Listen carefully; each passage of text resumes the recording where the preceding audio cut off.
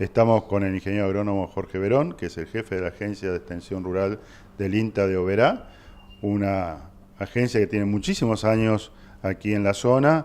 Una zona característica de Oberá y la zona centro es que esta sequía ha afectado mucho, pero básicamente nosotros tenemos cultivos perennes como la yerba mate y el té, hay forestaciones, por supuesto, hay también ganadería, pero digamos, lo que es el núcleo económico más fuerte es la yerba y el té. Y un poco, por suerte, como hablábamos antes fuera de cámara, no ha habido grandes incendios en la zona, pero sí se vio afectado la producción por la sequía. Sí, ¿qué tal, Fernando? Bueno, bienvenido y un saludo a vos y a toda la audiencia. Sí, como para poner un poquito en contexto la situación climática que estamos viviendo, desde el segundo semestre del 2019 venimos con un déficit hídrico que se fue acentuando en el tiempo, ¿no? A ver, desde febrero del año pasado a enero de este año tenemos un déficit de 805 milímetros y eso causó un impacto importante en todo lo que tenga que ver en las distintas actividades productivas. Casi un 50% menos de precipitaciones. Casi, sí. Sumado a esto que en los últimos meses hay otras variables climáticas que también están influyendo fuertemente. En el caso de la temperatura, las altas temperaturas. En Cerro Azul está el área de meteorología, ya en el mes de enero en promedio la temperatura fue de 39 grados y este año tuvimos 41 grados, así que hay 2 grados de diferencia.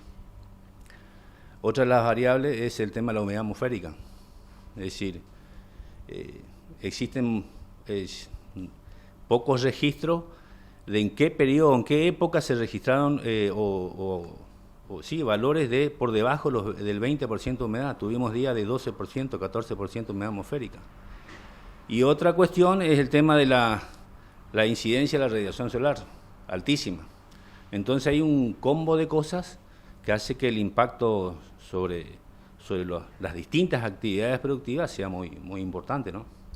Uno de los impactos más grandes en la zona fue, por segundo año consecutivo, el tema de la gente que implantó yerba mate, de 1 año, 2 años y 3 años, se le ha secado a veces un 100%. Esto realmente ha sido algo muy insólito para la zona. Sí, a ver, en los últimos 3 años se ha incrementado de manera importante la superficie implantada con yerba mate y esta sequía afectó grandemente esas nuevas plantaciones. En promedio yo te diría que estamos alrededor de un 65-70% en promedio de pérdida de mortandad de planta. Hay lugares que llegó al 90% y más inclusive, y otros lugares con un 50% de mortandad. Así que eso es un impacto importante en cuanto a la yerba mate, el cultivo de yerba mate. También hemos notado plantas grandes, ¿no? Plantas adultas, pero esto más relacionado a las características del suelo, la profundidad efectiva del suelo, manchones de plantas muertas. Entonces, y eso antes no se veía, ¿no? Así que en el caso de la yerba, un impacto fuerte e importante el tema de las plantaciones nuevas, ¿no?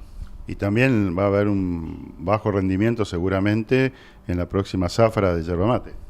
Sí, a ver, el periodo vegetativo de la yerba mate va desde fin de agosto, septiembre hasta marzo, depende de las condiciones climáticas, por supuesto. En ese periodo generalmente tiene 3 brotaciones la yerba. En este nuevo periodo, la primera brotación fue relativamente buena.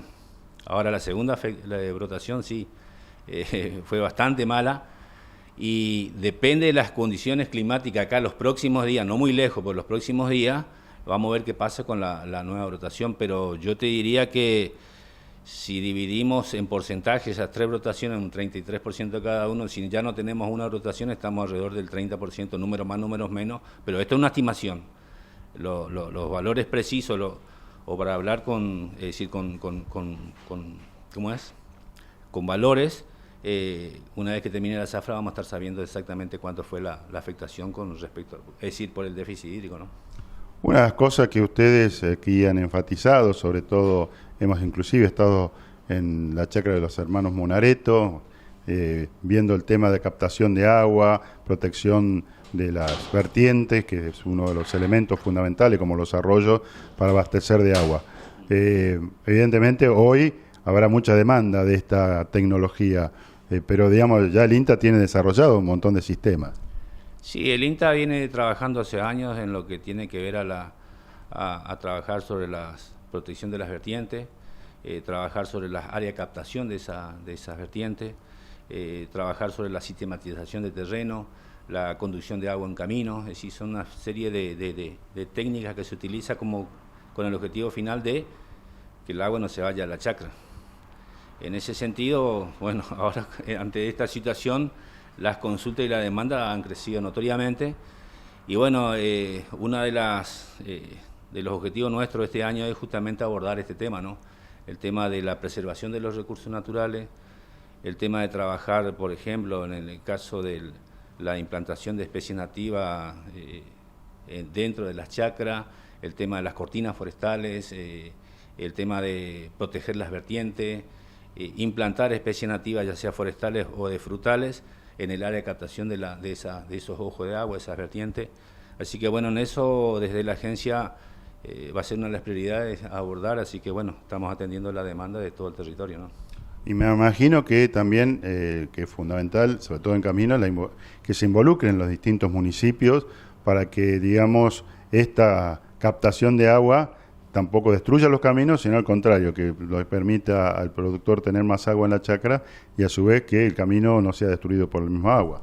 Sí, a ver, esto lo que estamos viviendo es el cambio climático, es decir, acá lo que tendríamos que profundizar la concientización de la gente, de todo en general, ¿no? De la sociedad en general, el tema de preservar el recurso. Y como bien vos decís, el tema de los municipios juega un rol importante porque hay muchos caminos cerrados en la zona centro, entonces una de las herramientas importantes es conducir esa agua que se desplaza por los caminos vecinales y bueno, que no permitir un escurrimiento, que haya erosión, sino que penetre, entre a las chacras y el agua quede dentro de los predios, ¿no?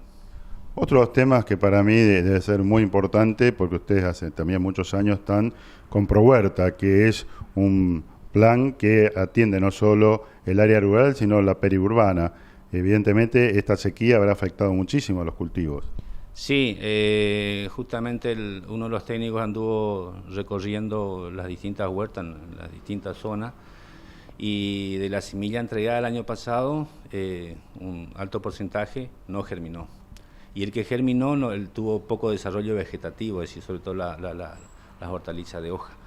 Así que sí, hubo un impacto importante en las huertas y sobre todo del perfil de personas que reciben, es decir, son la población más vulnerable, entonces el impacto fue importante, ¿no?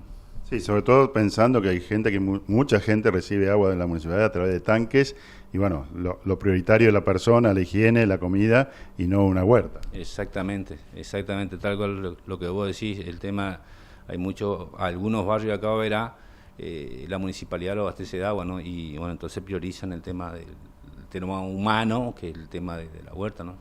Bueno, muchísimas gracias, Jorge. No, gracias a vos, Fernando, y cualquier cosa a disposición.